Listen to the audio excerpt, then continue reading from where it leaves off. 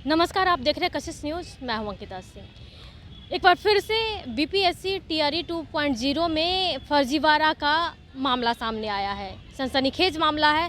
जिस तरीके से 15 जिले में 18 केंद्राधीक्षकों पर कार्रवाई की बातें सामने आ रही है। सचिव शिक्षा विभाग के सचिव ने लेटर जारी कर दिया है। ऐसे में एक बड़ा मामला सामने आ रहा है। ऐसे में शिक्षक नेता और छात्र नेता दोनों में ही आक्रोश है, क्योंकि जिस आज से जिस पारदर्शिता की बातें सामने आ रही थी, अब BPSC command and control room से कुछ ऐसे फर्जी जो तस्वीरें जो सीसीटीवी फुटेज में सामने आई है, वो वाकई कार्रवाई के योग्य है और कार्रवाई की बातें कही गई है। तो ऐसे में छात्र नेता सौरभ क्या कुछ कह रहे हैं, सुनिए इस कार्रवाई को लेकर के। हाई कोर्ट तक को इसमें इन्वॉल्व होने की बातें कह रहे हैं। लगभग अब स्पष्टीकरण के तौर पर सरकार की तरफ से और शिक्षा विभाग की तरफ से कई चीज़ें अब सामने आ रही है। जैसा कि साथियों पता है कि दो प्रमुख खबरें जो प्रकाशित हो रही है, पहला कि अगली जो बहाली होगी, यानी तीसरे फेज की बहाली होगी, वो संभवतः मार्च महीने में, और चौथे फेज की बहाली होगी वो अगस्त महीने में करने की बात हो रही है, क्योंकि अप्रैल और मई महीने में जो है लोकसभा के आम चुनाव होने वाले हैं।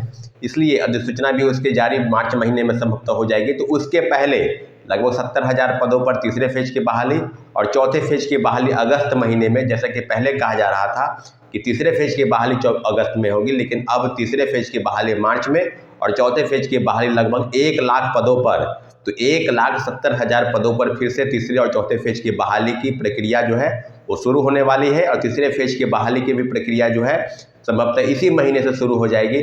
तो हम उम्मीद करते हैं कि सारी चीज़ों पर आपको अवगत करा दें और सारी चीज़ें लगभग आप अवगत ही होंगे।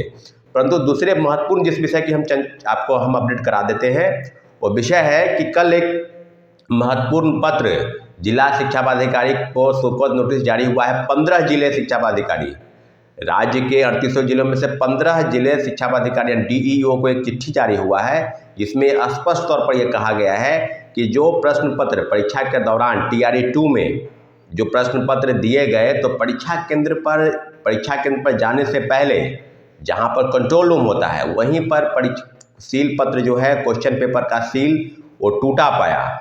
कहने का मतलब है कि जो नियम के तहत जो प्रिजाइडिंग ऑफिसर होते हैं, कहने का मतलब केंद्र अधीक्षक होते हैं, उनके सामने प्रश्न पत्र परीक्षार्थियों के सामने खोलने की जो प्रक्रिया है वो शुरू होनी चाहिए थी, परंतु ऐसा नहीं हुआ। 15 जिलों से जिला शिक्षा पदाधिकारी के स्तर से जो चूक हुई है, उसी का ये खामियाजा है कि बड़े पैमाने पर जो फर्जीवाड़ा हुआ है, बड़े पैमाने पर सीटेट फेल, एसटी फेल, कई ऐसे परीक्षार्थी जो बीपीएससी के तहत जो परीक्षाएं ली गई उसके तहत वो परीक्षा पास करके आ गए हैं।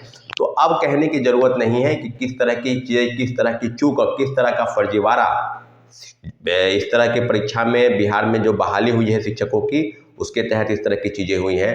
तो आप समझ सकते हैं कि प्रश्न पत्र पहले ही खोल दिए गए और किन किन लोगों के पास पहुंचा होगा, सॉल्वर गैंग से लेकर और कई चीज़ें। आपको याद होगा कि इसके पहले जो 2 दंपति पति पत्नी की गिरफ्तारी हुई थी। तो सारी चीज़ें अब इस बात से पुष्टि हो गई है कि सरकार के तरफ से, बीपीएससी के तरफ से और शिक्षा विभाग ने मिलकर जिस तरह की गड़बड़ी की है, उसका खामियाजा आज शिक्षक अभ्यर्थी भुगत रहे हैं। टीआरई 1 में बड़े पैमाने पर फर्जीवाड़ा हुआ, चाहे सीटेट फेल, एसटीटी फेल, और एक और औरंगाबाद से सूचना आ रही है कि जो सीटेट फेल, एसटीटी फेल जिस पर कार्रवाई करने की बात है, वो वेतन भी उनके नाम से उठ गया है। तो ये फिर किस तरह की लापरवाही चल रही है शिक्षा विभाग में। और जो अपर मुख्य सचिव है के पाठक, वो जिलों के दौरा कर रहे हैं, कई जिलों के दौरा कर चुके हैं और स्कूलों के निरीक्षण, विद्यालयों के निरीक्षण के दौरान जो खामी होती है उस पर भी कार्रवाई करने की बात करते हैं।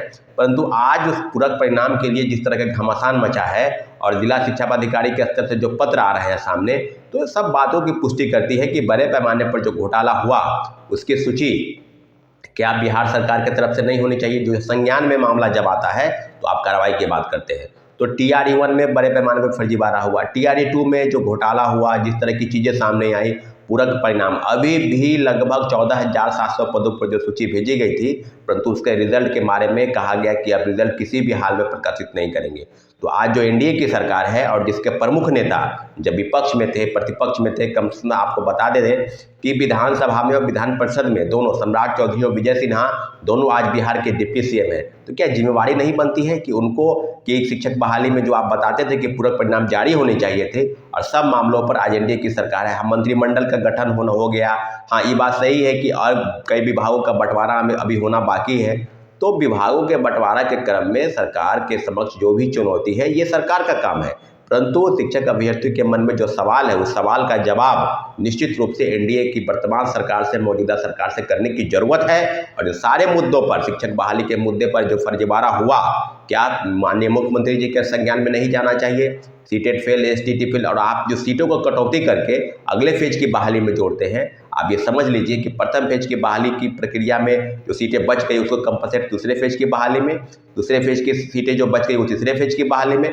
तो कुल मिलाकर इसी तरह का सीटों का आंकड़ा जो है लगातार चल रहा है और बड़े पैमाने पर 15 जिलों में फर्जीवाड़ा हुआ। क्वेश्चन सील जो है वो पहले ही टूट गया, कंट्रोल रूम में ही टूट गया। तो इस बात को पुष्टि करती है कि कितने बड़े पैमाने पर धांधली हुई होगी। तो इसलिए माननीय मुख्यमंत्री जी से आग्रह है कि 15 जिलों को जो जिला शिक्षा पदाधिकारी है उस पर जल्द से जल्द त्वरित कार्रवाई की जाए और जितने भी चीज़ें हुई हैं सबका भंडाफोड़ अगर हुआ है तो उस पर कार्रवाई करने की जरूरत है साथियों। और आने वाले समय में TRE-1 में जो भी केस हुआ है, दर्जनों केस काय हो गए हैं, उसके बारे में भी आपको अपडेट देंगे। कुछ भी ऐसे सुनवाई होगी तो अभी फिलहाल आपको हम बता दें कि 2 प्रमुख बिंदु की आपने चर्चा की, सब पर आपको अपडेट कर देते हैं।